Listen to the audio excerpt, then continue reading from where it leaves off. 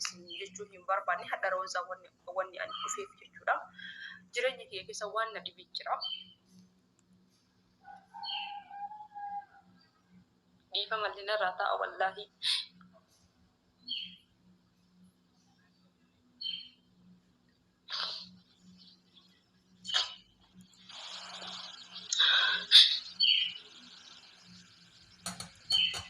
Waan biraa miti jireenya kee kana keessatti waan biraa kana gargaartanillee hin barbaadu.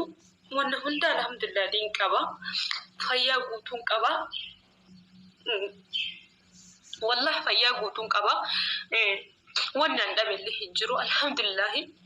Namni caaltuun waan hundumarra yoo fayyaa qabachuudha. Ani fayyaa ni qaba. Gara mootortota kabajamtoota kiyyaa waan takka wanna isin dararuu barbaade jireenya kee kana keessatti yeroo hedduu fatana hedduu fataname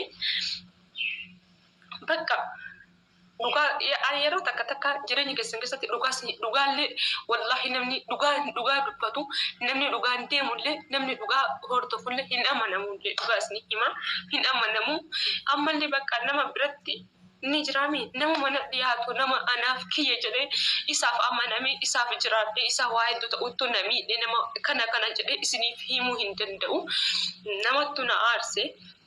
Jireenya kee keessatti ni fataname baay'ee takkaan fataname xiqqeen akka ka'ee ilaa hanga as ka'utti jechuudha. Baay'ee takkaan fataname wallahi fatanaa kana hin jenne fataname nama hafuuratti baafadhuun dhabe wallahi isin miidiyaa kanarra dhufe silaa dubbatu illee hin barbaanne hafuura namumatti baafadhe namaan itti himadhu hiriyyaan qabu nam tokko hin qabu hundumarraa of fagaadheetiin jira.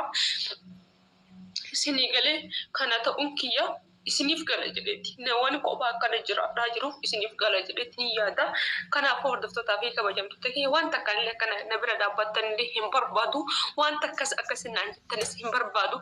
Du'aa'ii bichaa rabbii keessan yoo amantan warri muslimaallee warri kiristaanaallee du'aa'ii bichaa kanaa gootanii bakka cinqii ati cinqamte kana keessa rabbii si habaasu jedha cinqaa kana keessa du'aa'ii bichaa naa godha wallahi laazim hedduu sabuntiya na cinqamte jirti. Baay'ee na cinqamte jirti samuntiya wallahi gara nafseetiya baasutti deemu gaheetiin jira hedduu takka cinqaa wayittu natti jira cinqaa san rabbii si habaasu naan jaa hedduu cinqaa kana cinqameetiin jira wallahi laazim. Hordoftootaa fi kabajamtoota kiyya waan biraa kana gootanii hin barbaadu. Du'aa'ii bichaa kana bira dhaabbattee du'aa'ii keessatti kana du'aa'ii naa gootanii du'aa'ii bichaa naaf gootanii barbaada. Ani akkana dhufee isin dura bo'oo kiyya waan biraadhaa fi miti fayyaan qaba. Cinqamee rakkadhee rakkoo mallaqaa rakkoo fayyaa osoo hin taane rakkoo biraan na jira. Cinqaa san rabbii siif haa baasu. Nanja du'aa'ii naa godha. Yoo dhuguma isaanis nama gaarii hin taane rabbiin inshallah waan du'aa'ii garuma ta'etti ani ammootuyyuu wallahi laazim roozaa jechuun nama ofitti amantummaa qabudha. Nama ofitti amaneetiin hin jiraadhudha. Nama badaa fi hamtuu addaan beekudha. Kanaafuu hordoftootaa fi kabajamtoota kiyya bakka dhugaa isinitti hime namni dhugaa dubbatu bakka kamittuyyuu hin jaallatamus. Namni dhugaa dubbatee yoo dhugaa dubbadhee dhugaadhaan deema yoo jettanii bakka dhugaan hin taatus turtus bultus dhugaan nama oluma baati. Ani waan nama namiidhee jira. Nama yeroo jireenya kiyya keessa hayaatii kiyya keessa seenee namiidhee jira. Du'aa'ii naaf godha. Hordoftootaa kabajamtoota kiyya hedduu takka miidhamee hedduu takka. Aboorri miidiyaa kun dubbii nama barbaada. Fira qabdanii nuun jedhe. Yoo fira dhabe maal na godhu hidha qoy. Dhageettanii ijoollee. ዘመድ ያላችሁ እስኪ ዘመዶቻችሁን ጥሩ ነው የተባልነው። አማ መንሱሪ አነ ወልት ነው ፊዳ መንሱሪ ነው አባ ቀበናት አጃይብ هي ምንም ንሸክሪያ ይያላተ ቁማ ጭርት ደቂቃን አማ ቦደና ቀብደ ሙባረካውን በኋላ ነው የመጀመሪያው ነው ያላስበም እኔ ነው መስሎኝ የመጀመሪያው አከስ አድጋሚ ያዝላቸው ደፋቲ ምንም ነጃለተን ሙባረክ ሙሰማ ኢረት ገዲቀባ ومقبدن قروا لين جارجو بربادة نما نجالة ترى لين جارجو بربادة إن شاء الله لين عجائبات كوكا نموال لين جايا وي سنتو بيكا وركوانا مو بسم الله جدا كرشي برسا يوتي كاتي مكاكي يان كرشين كم ندي بشني براو قبا الله أكبر الله أكبر ما نفجر هذا وننا ما كنا نكون وندو جرجا كوما كرام وكوما دب كنا نقول الله أكبر بركاتي جزاكم الله خيرا لن تنالوا البر حتى تنفقوا مما تحبون وما تنفقوا من شيء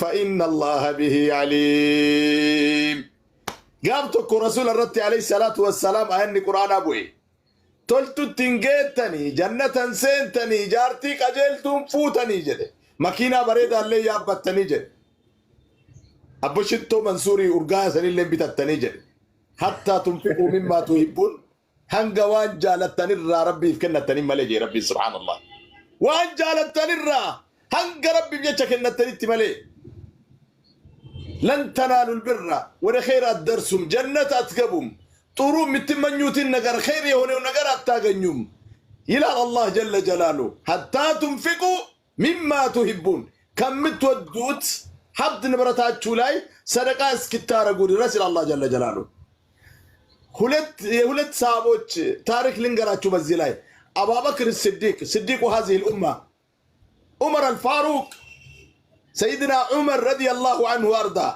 هلتم ودبيتاتشو قسقسو عمر قماش نبرتونا كفلو يزو مطانا الله أبا بكر يالهم بمولو يزو مطا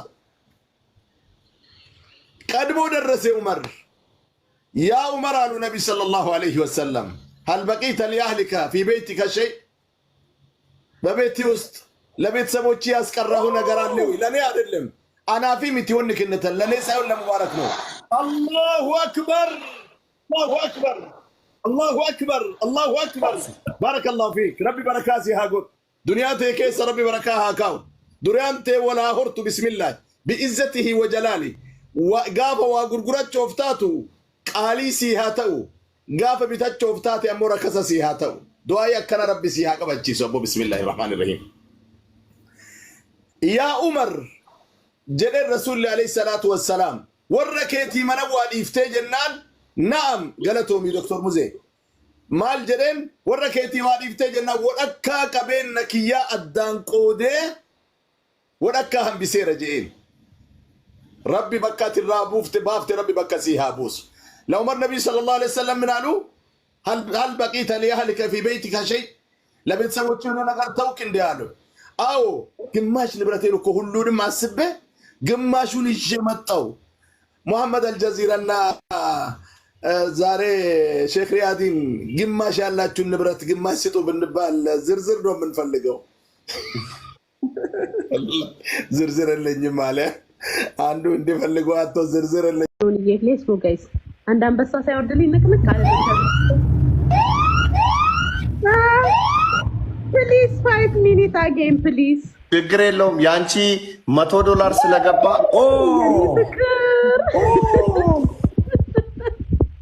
አባቴ ሙት ወዳቸዋለሁ። አባቴ ሙት ወዳቸዋለሁ።